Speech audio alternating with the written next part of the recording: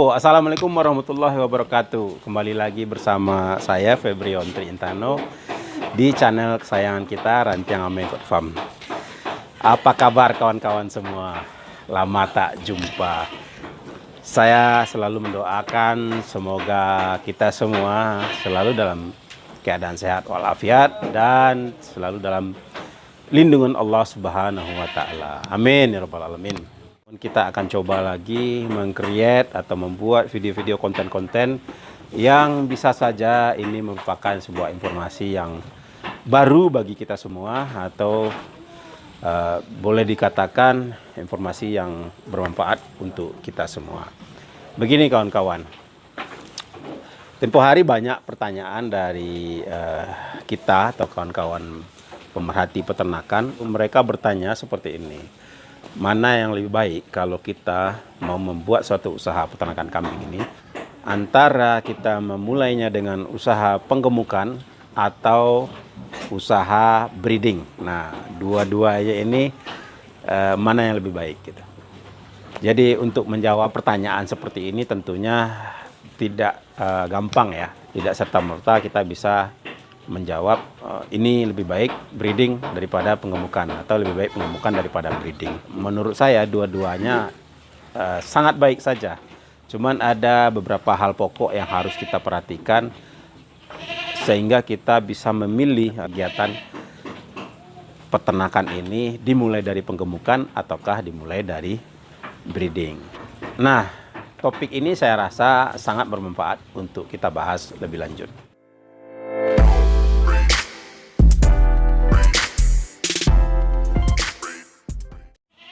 Nah, kita mulai dulu dari usaha penggemukan.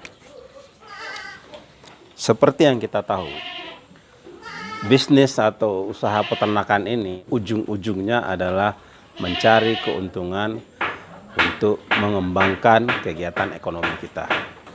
Nah, kalau kita bicara tentang penggemukan, tentunya kita akan mengkompensasikan berapa kenaikan berat badan dari ternak yang kita pelihara tadi menjadi uang. Nah, seperti itu. Tentunya dikurangi dengan biaya-biaya yang input untuk memproduksi atau melakukan kegiatan tersebut.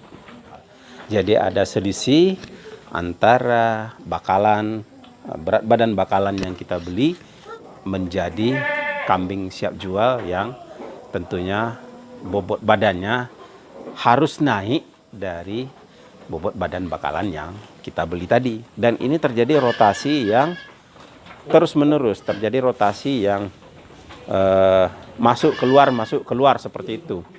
Di saat kita sudah menjual ternak kita harus mencari lagi bibit untuk dijadikan bakalan untuk penggemukan ternak kambing itu sendiri.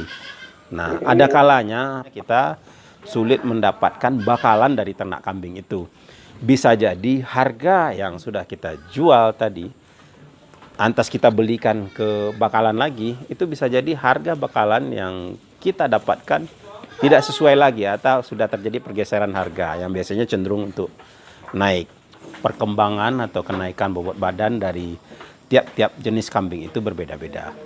Jadi ada jenis-jenis kambing tertentu, contohnya jenis kambing Jawa Randu atau jenis kambing bur yang kita tahu itu jenis pedaging unggul. Itu tentu berbeda antara kenaikan bobot badannya. Nah, akan kita bahas di sini adalah satu jenis kambing antara jenisnya lokal atau Jawa Randu. Kenaikan bobot badan dari ternak kambing ini juga berbeda dari siklus produksi atau siklus umurnya itu sendiri. Ternak muda itu cenderung kenaikan bobot badannya kecil, rate-nya itu kecil. Dan ternak yang sudah mencapai usia maksimal atau usia optimal untuk digemukkan, itu pertambahan bobot badannya juga sudah mencapai di kondisi yang optimal. Kita beli ternak kambing bakalan ini di bobot badan 30 kilo. Jadi 30 kilo harga bakalan yang kita beli ini, itu kalau di pasaran sekarang harga dari kambing yang kita timbang untuk bakalan itu sekitar 40 sampai 45 ribu per kilo. Nah, jadi kalau 30 kilo dan tas kita gemukkan selama 4 sampai 5 bulan itu di Anggap saja itu pertambahan bobot badannya sekitar 100 gram per hari.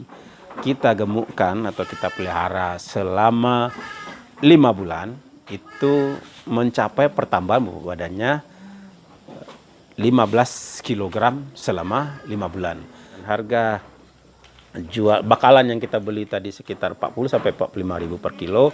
Tentunya harga jual dari penggemukan yang sudah ready itu biasanya berkisar dari 45 sampai 50.000 per kilo. Nah, nilai dari selisih inilah yang akan kita konversikan menjadi sebuah keuntungan dari kegiatan penggemukan. Namun itu kan nilai bruto ya, nilai kasarnya seperti itu. Kita juga harus mengeluarkan komponen-komponen biaya untuk pemeliharaan ternak kambing ini selama 5 bulan. Kata biaya yang cukup menyita keuangan kita adalah biaya pakan pemeliharaan dari ternak kambing ini sehari-hari seperti itu. Untuk kegiatan penggemukan ini tentunya kita harus menyediakan pakan yang beragam dan standar yang berkualitas. Di samping kita menggunakan hijauan, kita juga harus mempergunakan konsentrat supaya kenaikan bobot badan harian dari ternak yang kita pelihara ini dapat tercapai. Nah, seperti itu. Contohnya biaya pakan yang kita keluarkan taruh kata sekitar 5.000 sampai 6.000 per ekor per hari.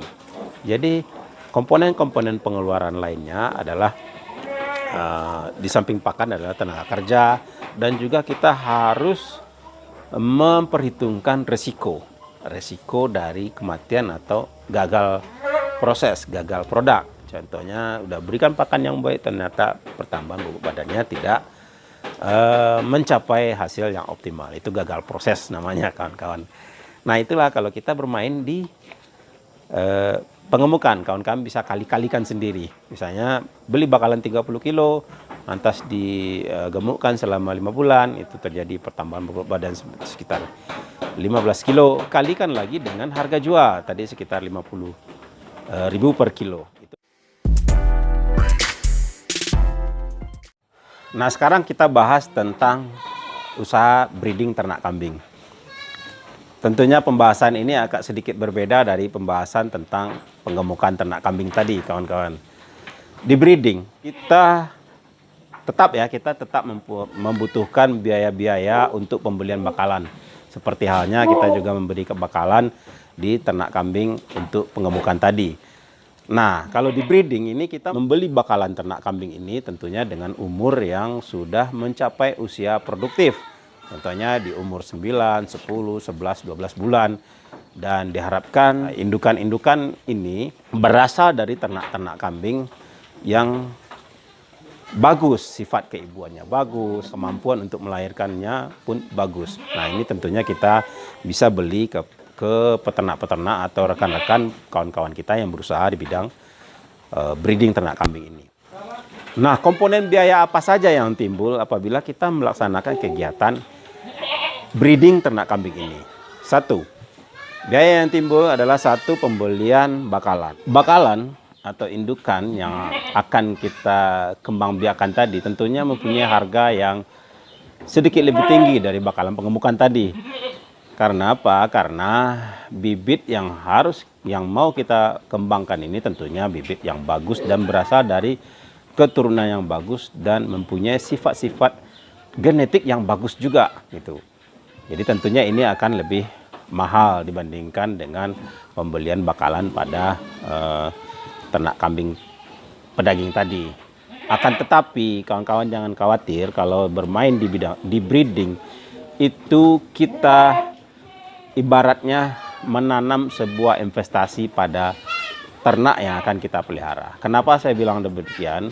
Karena 1 ekor induk ini nantinya akan menghasilkan beberapa keturunan anakan dan beberapa siklus produksi sampai nanti dia sudah berumur tua dan tidak produktif lagi.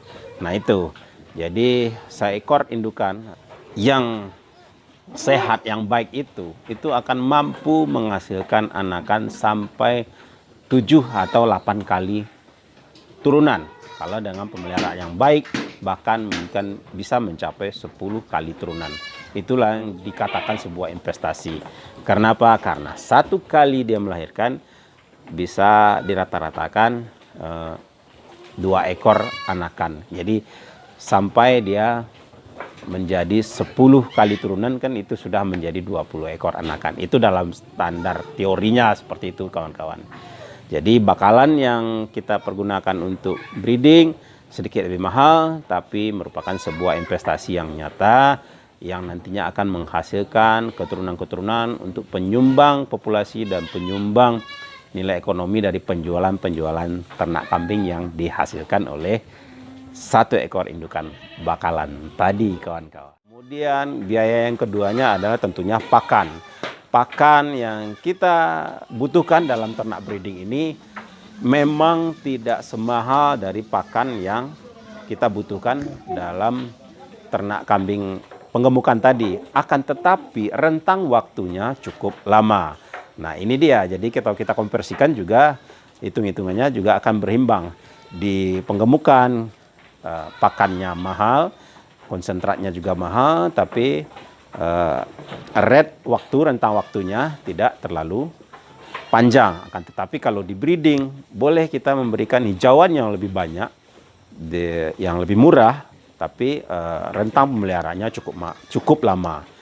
Nah dalam rentang pemeliharaan inilah banyak dari kawan-kawan yang tidak sabar dalam melakukan usaha di bidang breeding ini. Satu hal lagi yang harus kita ketahui kawan-kawan di usaha peternakan breeding ini, kita harus mempunyai cukup bekal ilmu untuk melaksanakan kegiatan ini. Ilmunya apa aja? Ilmunya seperti ini.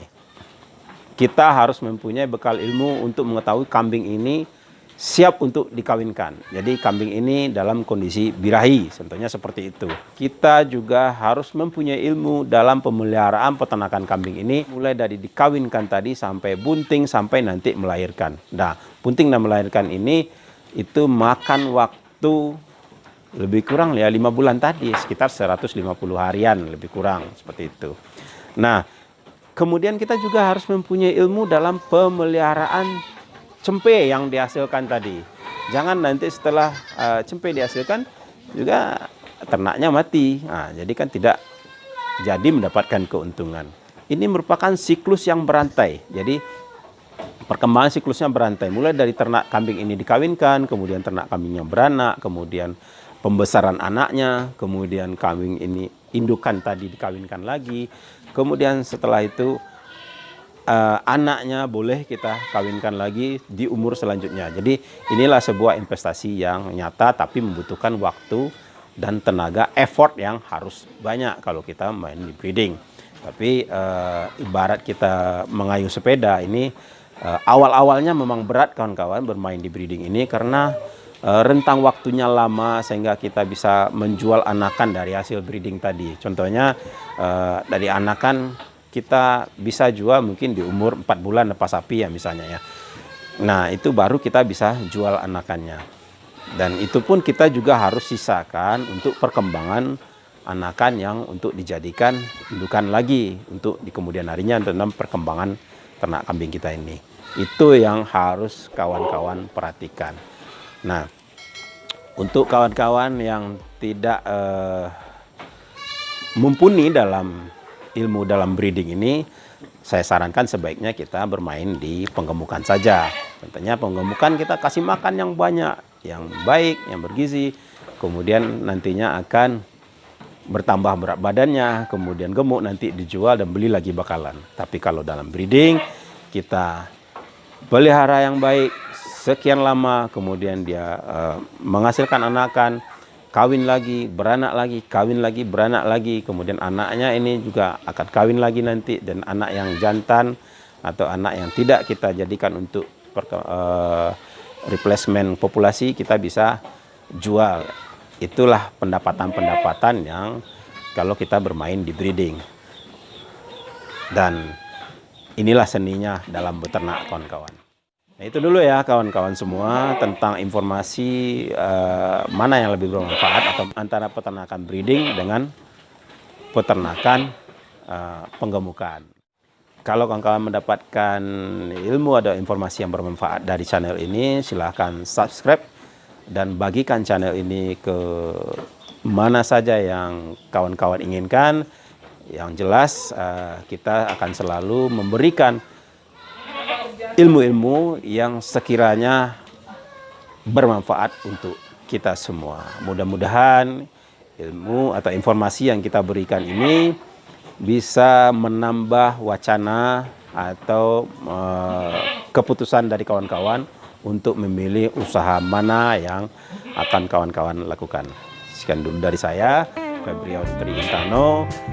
Jayalah peternakan kambing Indonesia. Mau kita gemukkan itu di umur berapa? Tentunya masing-masing. Oi.